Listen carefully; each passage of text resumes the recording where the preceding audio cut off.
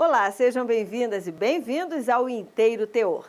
Nesta edição, vamos falar de uma lei que completa 137 anos neste mês de maio. Será que a eficácia da Lei Áurea já foi alcançada? Confira comigo. TRF1 concede a estudante direito de permanecer em curso sem passar por avaliação heteroidentificadora. No IT Entrevista, especialista fala sobre a eficácia da Lei Áurea ontem e hoje. Começa agora. Vem comigo.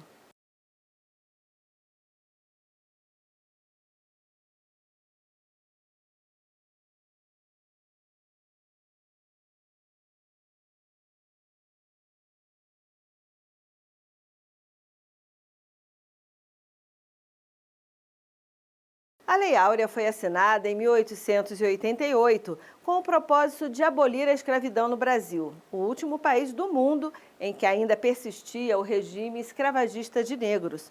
Passados todos esses anos, será que a população negra tem de fato o que celebrar?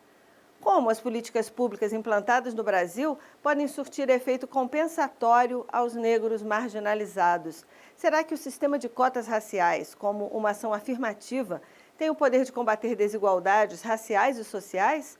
É o que vamos saber na reportagem de Fátima Uchoa. Os portugueses chegaram ao Brasil no século XVI e começaram a trazer africanos para o trabalho escravo, principalmente nas plantações. Lá se foram mais de 300 anos de escravidão da população negra.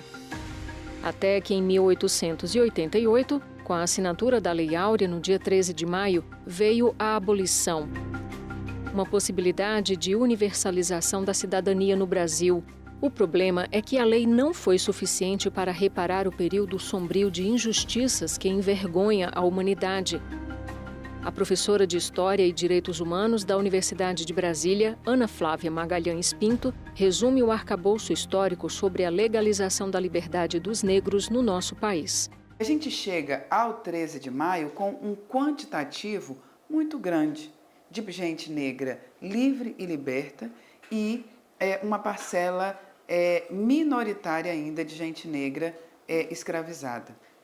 Isso não faz com que a lei de 13 de maio seja relevante, porque efetivamente nós estabilizamos, a ilegalidade da escravidão no Brasil. A partir daí, toda e qualquer experiência de submissão de pessoas a trabalhos forçados passa a ser objeto de questionamento, até mesmo jurídico.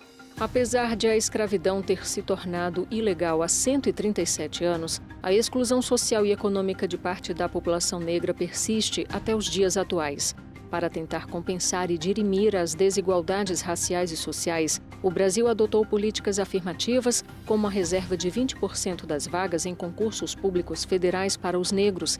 Essa iniciativa consta da Lei 12.990 de 2014, a chamada Lei de Cotas, cuja validade de 10 anos teria expirado no ano passado, mas em decisão do Supremo Tribunal Federal foi prorrogada até que o Congresso Nacional aprove nova norma sobre a matéria. E o STF fundamentou entre os argumentos que o fim da vigência dessa ação afirmativa, sem avaliação de impacto e de eficácia na redução das desigualdades raciais e as consequências da descontinuidade dos resultados já alcançados, afrontam regras constitucionais que visam a construção de uma sociedade justa e solidária, livre de disparidades sociais e de preconceitos de raça, cor e outras formas de discriminação. Assim, pela decisão do Supremo, as cotas raciais devem continuar sendo observadas. Universidades públicas federais também estão inseridas no sistema de cotas com a reserva de 50% do total das vagas para autodeclarados pretos, pardos, indígenas, quilombolas e pessoas com deficiência.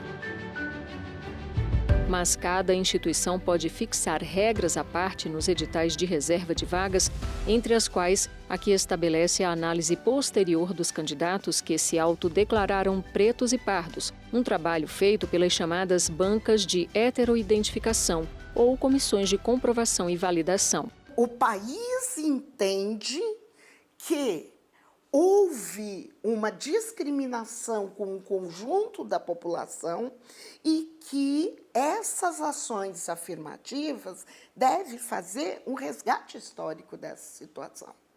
Então, esta é uma política definida para quem? Para negros. Negros pardos, negros pretos. Agora, ela cabe aos brancos que também se identificam como pardos. É neste momento que as avaliações das bancas elas são necessárias.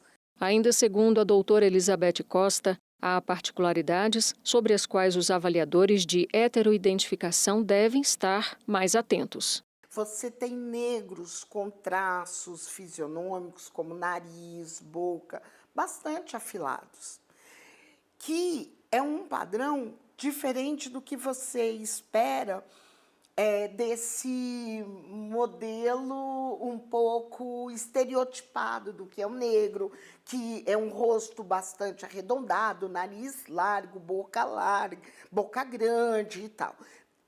No entanto, os avaliadores, eles vão se capacitando para este olhar. Mesmo sendo necessárias nessas hipóteses, as avaliações devem sempre garantir a ampla defesa e o contraditório a quem tenha sido desclassificado nessa etapa do concurso. Foi o que definiu o STF ao reconhecer a legitimidade constitucional da heteroidentificação como critério para a seleção de candidatos inscritos em vagas destinadas a pessoas negras, só que o procedimento deve estar expressamente previsto em edital, como ressalta o advogado Paulo Henrique Queiroz. O edital ele faz lei entre as partes. Quem são as partes, né? São a administração e os candidatos em um certame público. Portanto, o edital ele rege aquele sistema de seleção. Ele rege impondo direitos e deveres para ambas as partes, de modo que nenhuma das partes pode extrapolar o que está disposto no edital. Num caso em que o edital não previa a etapa de heteroidentificação, a Justiça Federal foi acionada para decidir a demanda entre a Universidade Federal do Maranhão e uma candidata que concorreu ao vestibular pelo sistema de cotas raciais da instituição.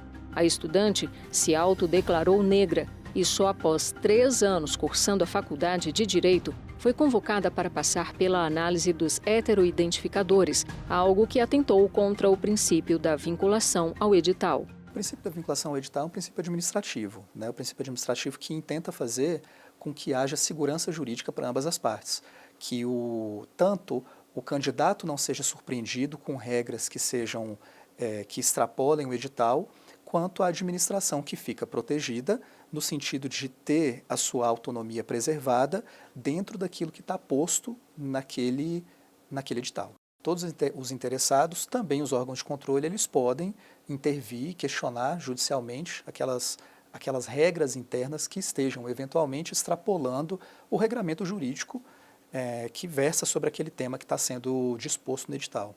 Na decisão que concedeu o direito de a estudante permanecer no curso sem passar por avaliação heteroidentificadora, a 5ª turma do TRF da Primeira Região considerou entendimento do Superior Tribunal de Justiça, no sentido de que, se o edital estabelece que a simples declaração habilita o candidato a concorrer às vagas destinadas a negros e pardos e não fixa os critérios para a aferição desta condição, não pode a administração, posteriormente, sem respaldo legal ou no edital, estabelecer novos critérios ou exigências adicionais, sob pena de afronta ao princípio da vinculação ao edital. A possibilidade de ingresso em universidades e cargos públicos por meio do sistema de cotas raciais é apenas um dos mecanismos até então adotados, assim como o de abertura para negras e negros ocuparem cargos de poder, como esclarece a professora Ana Flávia. Efetivamente, as pessoas que ocupam esses postos de trabalho, elas têm oportunidade de existirem falando sobre suas experiências, trazendo à tona, né, os limites dessas trajetórias. E não só estando nesses lugares numa chave de uma gratidão obrigatória que impeça que essas pessoas problematizem e façam avançar essas medidas. Apesar de conquistas alcançadas ao longo dos anos, ainda há muito a se trilhar para que o Brasil cumpra os propósitos constitucionais de igualdade plena a todos, sem distinção de qualquer natureza. Nós não vamos resolver os problemas do racismo no Brasil só colocando pessoas negras para se fazerem presentes em espaços que foram construídos pensando na sua ausência. A dinâmica de ocupação dos espaços, ela vai ter que ser repensada, porque senão a gente mantém um lugar de coadjuvante, um papel de coadjuvante para sujeitos que devem ser entendidos como protagonistas.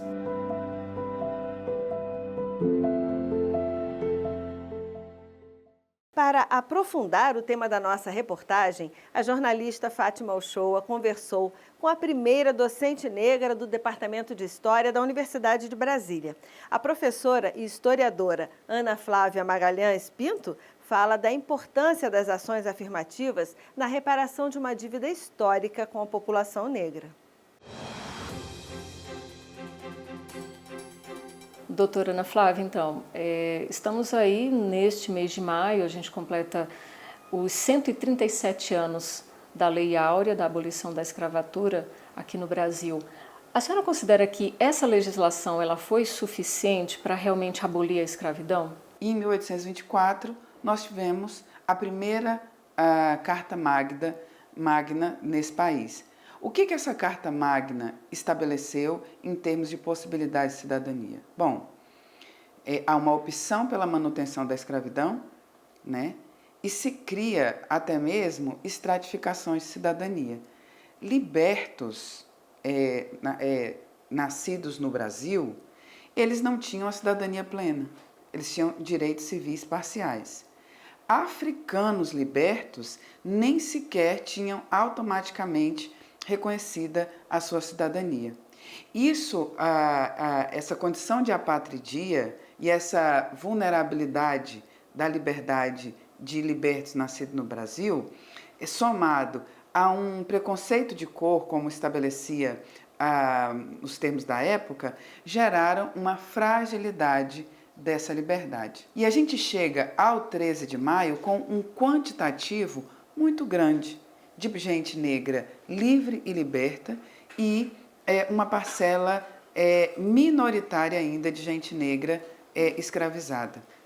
Isso não faz com que a lei de 13 de maio seja relevante, porque efetivamente nós estabilizamos, né, a ilegalidade da escravidão no Brasil. A partir daí, toda e qualquer experiência de submissão de pessoas a trabalhos forçados passa a ser objeto de questionamento, né, até mesmo jurídico. Então, é nessa chave que é importante que a gente associe o 13 de maio com uma data, com uma efeméride nos termos propostos pelos movimentos negros, que é o Dia Nacional da Luta contra a Discriminação Racial, né? Porque esse é um ponto-chave para a gente refletir sobre os significados do 13 de maio na história. Falando desse arcabouço histórico, né? O que houve com os negros após a assinatura da Lei Áurea? Como é que ficou o mercado de trabalho para essa parcela da sociedade? O que a gente assiste no pós-abolição é uma continuidade de dinâmicas que fragilizam a figura do trabalhador, em especial de trabalhadores e trabalhadoras negras, né? E, ao mesmo tempo, atualiza, né, essas hierarquias. É nesse contexto que a gente tem uma tendência de promoção de projetos de imigração de trabalhadores europeus, não com uma perspectiva de reorganizar para a valorização do trabalhador nacional, mas para uma substituição dessa imagem do trabalhador de origem africana por um outro que teria na sua genética os talentos e virtudes para a construção de uma sociedade expressão do progresso, para usar um termo da época. Isso, portanto, fez com que houvesse entre muitas pessoas a sensação de que, no pós-abolição, a experiência de trabalhadores negros fosse negativamente agravada. Agora a gente dá aí um salto na história e vamos falar de tempos mais recentes, sobre o sistema de cotas raciais. A senhora considera que esse tipo de política afirmativa, né, de ação afirmativa para o ingresso de negros em concursos públicos é uma iniciativa válida e que serve de certo modo, né, para reparar essas injustiças cometidas ao longo dos séculos? Quando a gente pensa nas ações afirmativas, um passo é óbvio que precisa garantir que elas sejam acessadas a quem de direito elas foram construídas, mas que a presença dessas pessoas siga sendo refletida e e uma presença de outros grupos, como se fossem os absolutamente legítimos daqueles espaços, também seja problematizada. Porque aí a gente pode trabalhar para reverter os riscos de uma representatividade vazia ou rebaixada. Porque se a gente simplesmente pensa que colocar pessoas negras em espaços onde elas estavam excluídas é suficiente, a gente se esquece que elas seguirão sendo expostas a discriminações, a processos de um rebaixamento, de uma baixa expectativa a respeito de seus talentos e virtudes, que isso faz manutenção do racismo. A desnaturalização da ausência ou da subrepresentação de pessoas negras nos chamados espaços de poder, ela é muito importante, mas ela só efetivamente se concretiza se a gente aprender a associar essas pessoas às imagens de dignidade, de legitimidade, né? Que essa validação seja plena. Dentro do sistema de cotas foram criadas as comissões de heteroidentificação que, na verdade, confirmam, ratificam a autodeclaração de pessoas que se dizem negras, né? Então, a senhora considera que essas comissões elas têm um papel importante, preponderante nessa confirmação sobre essa questão de raça, né? Para confirmar que realmente o branco não está burlando o sistema e ingressando nas universidades, enfim, que usam esse sistema de cotas raciais? Eu avalio que a banca de heteroidentificação, ela é ao mesmo tempo um sintoma e um remédio por hora necessário. E não para avaliar pessoas negras, mas para avaliar a presença de pessoas brancas. Então não se trata, né, e a gente teve um episódio que colocou isso em bastante discussão recentemente, né, a exclusão de pessoas que são auto-identificadas como negras, que são também heteroidentificadas como negras, mas que por conta de talvez num processo de falha na formação de quem operou a banca de heteroidentificação, acabaram sendo excluídas. Isso deslegitima o processo em absoluto. Isso mostra o quanto que se trata de um tema a ser explorado, a ser trabalhado, para que a gente não cometa novas injustiças. Para a gente finalizar, doutora Ana Flávia, quais são os tipos de políticas públicas, ações afirmativas que a senhora considera que poderiam ser implantadas de forma mais imediata pelo poder público, incluindo aí o judiciário, para a gente tentar, entre aspas, né, eu vou falar assim, reparar, compensar a população negra diante de tantas atrocidades cometidas ao longo dos séculos e promover a equidade racial? A gente trabalhou durante muito tempo com a imagem de que a liberdade das pessoas negras foi uma concessão, um ato de bondade unilateral da princesa Isabel, né, que inaugurou a liberdade. A gente já sabe que isso não é verdade. E tanto isso não é verdade, nós temos documentos que provam que pessoas negras lutaram pela liberdade e mais do que pela liberdade, pela cidadania. Esse é um tipo de ação de reparação muito cara, porque ela provoca até mesmo que juízes repensem a maneira como olham para pessoas negras, seja na condição de réus, seja na condição de acusadores, né? Ou seja, aqueles que estão reivindicando o direito e aqueles que estão sendo apontados como violadores do direito. Isso altera a maneira como se lida com os sujeitos brancos também. Doutora Ana Flávia Magalhães Pinto, mais uma vez, muitíssimo obrigada pela disponibilidade, pela aula que a senhora nos deu aqui. Eu que agradeço imensamente. É sempre uma satisfação dialogar com os espectadores, as espectadoras da TV Justiça.